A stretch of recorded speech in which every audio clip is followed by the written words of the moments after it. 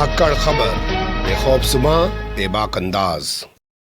धाकड़ खबर के न्यूज़ से मैं आपके साथ हूं अकरम रईस खान। जो झूठ बोलकर करता है मुतमईन सबको, जो झूठ बोलकर करता है मुतमईन सबको, वो झूठ बोलकर खुद मुतमईन नहीं होता। मशहूर शायर डॉक्टर नवाज देवबंदी का ये शेर है और लगता है आज ये शेर जो सत्ता में बैठे हुए लोग हैं उन पर पूरी तरह चरितार्थ हो रहा है। वो झूठ बोलकर अपने तमाम अंधभक्तों को तो संतुष्ट करने की कोशिश कर रहे हैं, लेकिन वो भी जानते हैं सच क्या है। ये बात कही जा रही है आज उत्तर प्रदेश के मुख्यमंत्री आदित्यनाथ योगी के बारे में, खासतौर पर क्योंकि उन्होंने इंडिया टुडे के कॉन्क्लेव में जाकर श्वेता सिंह, जो अपने आप को बड़ी धुरंधर पत्रकार समझती है, उसके सामने बैठकर जो बोला है उससे उनके जो भक्तगण हैं वो तो संतुष्ट हो सकते हैं, लेकिन आदित्यनाथ योगी खुद संतुष्ट नहीं हो पाए होंगे। उन्होंने कहा कि औरंगजेब ने अपने पिता के साथ बहुत बुरा व्यवहार किया और पिता ने कहा कि साहब तुझसे तो अच्छे हिंदू ही हैं, अपनी किताब में लिख के चले गए हैं वो। तो क्या वाकई में शाहजहां ने अपनी किताब में ऐसा कुछ लिखा था हिंदुओं को लेकर और तंज कसा था औरंगजेब पर, या हिंदू जो शासक हुए हैं या कोई भी शासक हुआ है उसने अपने बाप का, अपने भाइयों का इसी तरीके से कत्ल किया है, उनका जिक्र ये संस्कारी नहीं कर पा रहे हैं। जिम्मेदारी वैसे इन सवालों को उठाने की बनती थी इंटरव्यू के दौरान ही श्वेता सिंह की, लेकिन आप तो जानते हैं ये तो संस्कारी और ईमानदार पत्रकार हैं, भोंपू मीडिया के दलाल चाटुकार हैं, ये नहीं उठाएंगे। कैसे कैसे इस पूरे घटनाक्रम को देखा और समझा जा सकता है, बोलती हुई तस्वीरों की ज़बानी पूरी एक रिपोर्ट आपके सामने रखने जा रहा हूं। सबसे पहले इस वीडियो से रूबरू हो जाइए। योगी जी, आप कहते हैं विरासत और विकास, विपक्ष कहता है कि आप लोग इतना इतिहास में जाएंगे तो विकास कैसे करेंगे। लेकिन यही इतिहास की बातें करते करते अबू आजमी कह देते हैं कि औरंगजेब को गलत समझा गया, और आप एक चेतावनी दे देते हैं कि यूपी में इलाज हो जाता है ऐसे लोगों का। देखिए, अगर कोई औरंगजेब को अपना नायक और आदर्श मानता है तो मैं मानता हूं कि वह एक कोई मानसिक विकृति का शिकार है।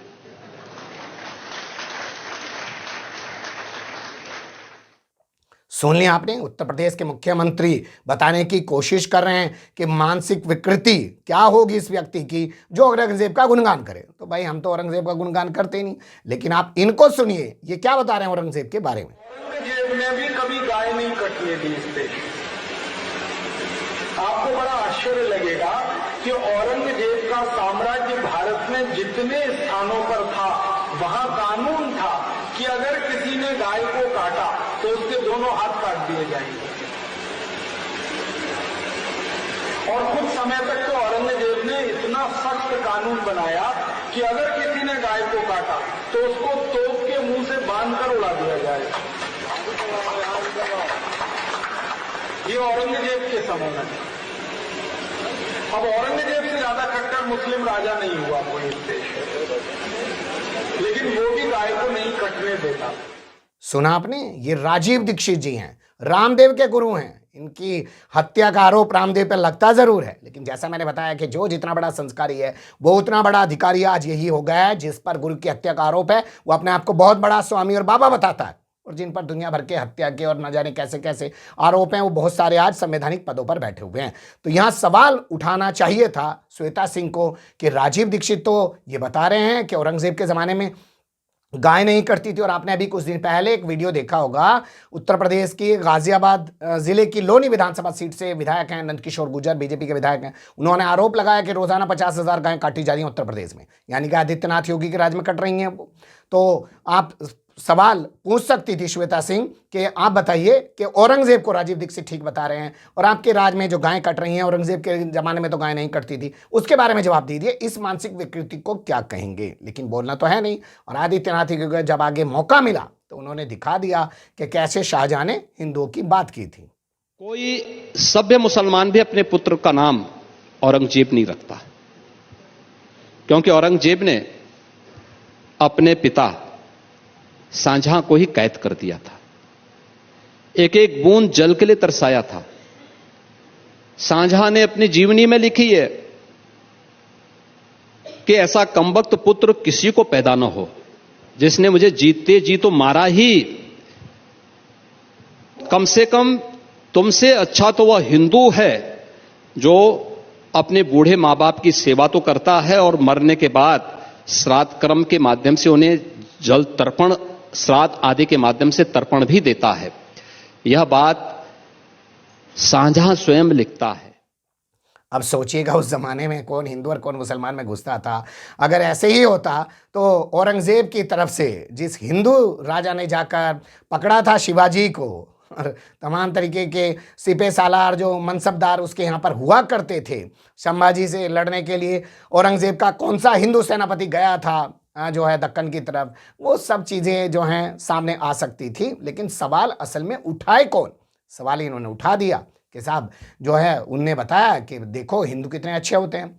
तो अब मैं आपके सामने हिंदू राजाओं का हाल रख रहा हूँ। डॉक्टर हैं, पत्रकार हैं, नाम में डॉक्टरेट की डिग्री मिली है इसलिए डॉक्टर लगाते हैं, राकेश पाठक जी बहुत वरिष्ठ पत्रकार हैं, आप इनको सुना कीजिए उन्होंने क्या क्या बताया, ध्यान से सुनिए। मैं याद दिला देता हूं कि सम्राट अशोक जिसका राज चिन्ह हम धारण किए हुए हैं वो अपने सगे भाइयों को मारकर सिंहासनारूढ़ हुआ था। कहां से शुरू करेंगे? सारे राजा पुलकेशन द्वितीय, हर्षवर्धन और आधुनिक काल तक सारे राजा एक दूसरे से लड़ते थे। और अगर इससे भी पीछे चले जाएं, त्रेता और द्वापर में चले जाएं, तो इन लोगों को कष्ट नहीं होता कि कंस ने अपनी सगी बहन के नवजात शिशुओं को निर्ममता से उछालकर मार दिया। हम लोगों ने टेलीविजन पे वो सब देखा है, दूरदर्शन पर सीरियल आता था महाभारत और रामायण। असल में तकलीफ है ना औरंगजेब से नहीं है, सिर्फ मुसलमान शब्द से है, उसके मुसलमान होने से। वरना राणा सांगा के पिता उदय सिंह ने अपने पिता राणा कुंभा को तलवार से मारकर उनकी हत्या कर दी थी सिर्फ सिंहासन के लिए। उस वक्त राणा कुंभा पूजा कर रहे थे, एकलिंग भगवान उनके आराध्य थे, मंदिर के सामने बैठकर ध्यान मग्न थे। उनके सगे बेटे राणा उदय सिंह कौन? राणा सांगा के पिता। तो अगर इतिहास की राख को इस कदर इस तरह कुरेदेंगे तो इससे धूल के सिवा कुछ नहीं उड़ेगा। कलई खोल के रख दी। सम्राट अशोक ने अपने भाइयों की हत्या की और राणा सांगा के पिता ने क्या किया? पूजा करते हुए अपने पिता की हत्या कर डाली। और किस वक्त की? पूजा करते हुए अपने पिता की हत्या कर डाली। क्या आदित्यनाथ योगी से सवाल नहीं पूछ सकती इसी वजह से? और क्या आदित्यनाथ योगी को इतिहास नहीं पता? वो तो खुद इसी ठाकुर राजपूत जाति से आते हैं, अपना इतिहास तो जानते ही होंगे। तो इसके बारे में भी बेहतर होगा कि दल्ला मीडिया बात करता है कि अगर औरंगजेब पे आरोप लगा रहे हो कि उसने अपने पिता को जेल में डाल दिया था, तो इन तमाम संस्कारी राजाओं ने क्या किया था? एक छोटी सी खबर थी, मुझे लगा कि आपके सामने रखनी चाहिए, क्योंकि आज झूठ फैलाया जा रहा है। घर के अंदर झूठों की एक मंडी है, दरवाजे पर लिखा हुआ है सच बोलो, ये बताने की कोशिश की जा रही है। फिलहाल के लिए अभी इतना ही, क्योंकि इस मुद्दे पर हम बात करेंगे डॉक्टर राम पुनियानी जी से और भी इतिहास के पन्नों को उलटने की कोशिश करेंगे, क्योंकि अब खोदो इंडिया शुरू हो चुका है। फिलहाल कमेंट्स के रूप में आप लोग अपनी राय दे सकते हैं, खबर को लाइक कर सकते हैं, चैनल को सब्सक्राइब कर सकते हैं और ज़्यादा से ज़्यादा हमारी खबरों को शेयर कर सकते हैं। फिर ऐसे ही किसी सुलगते हुए या उलझते मुद्दे लेकर मैं आपके सामने हूँगा हाजिर। फिलहाल अभी मुझे दें इजाज़त।